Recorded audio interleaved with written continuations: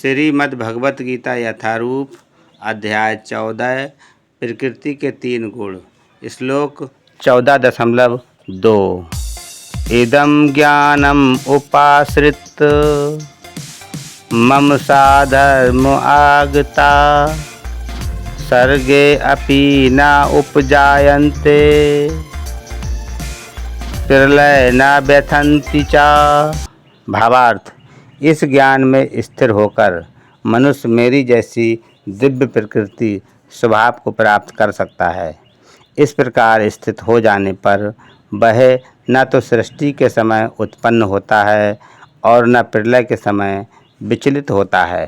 तात्पर्य, पूर्ण दिव्य ज्ञान प्राप्त कर लेने के बाद मनुष्य भगवान से गुणात्मक समता प्राप्त कर लेता है और जन्म मरण के चक्र से मुक्त हो जाता है। लेकिन जीवात्मा के रूप में उसका वह स्वरूप समाप्त नहीं होता। वैदिक ग्रंथों से ज्ञात होता है कि जो मुक्त आत्माएं वैकुंठ जगत में पहुंच चुकी हैं, वे निरंतर परमेश्वर के चरण कमलों के दर्शन करती हुई उनकी दिव्य प्रेमा भक्ति में लगी रहती हैं। अतएव मुक्ति के बाद भी भक्तों का अपना निजी स्वरूप नहीं समाप्त होता। सामान्यतया इस संसार में हम जो भी ज्ञान प्राप्त करते हैं वह प्रकृति के 3 गुणों द्वारा दूषित रहता है।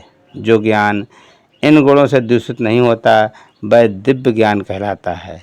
जब कोई व्यक्ति इस दिव्य ज्ञान को प्राप्त होता है तो वह परम पुरुष के समकक्ष पद पर पहुंच जाता है।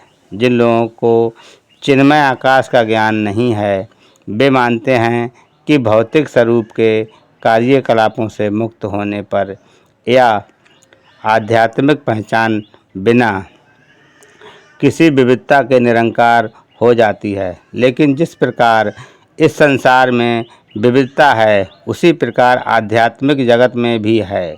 जो लोग इससे परिचित नहीं हैं वे सोचते हैं कि आध्यात्मिक जगत इस भौतिक जगत की विविधता से उल्टा है। लेकिन वास्तव में होता यह है कि आध्यात्मिक जगत चिन्मय आकाश में मनुष्य को आध्यात्मिक रूप प्राप्त हो जाता है।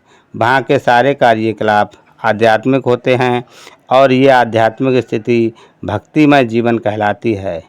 ये वातावरण अदूषित होता है और यहाँ पर व्यक्ति गुणों की दृष्टि से परमेश्वर के समकक्ष होता है। ऐसा ज्ञान प्राप्त करने के लिए मनुष्य को समस्त आध्यात्मिक गुण उत्पन्न करने होते हैं। जो इस प्रकार से आध्यात्मिक गुण उत्पन्न कर लेता है वह भौतिक जगत के सृजन या उसके विनाश से प्रभावित नहीं होता। हरे कृष्णा।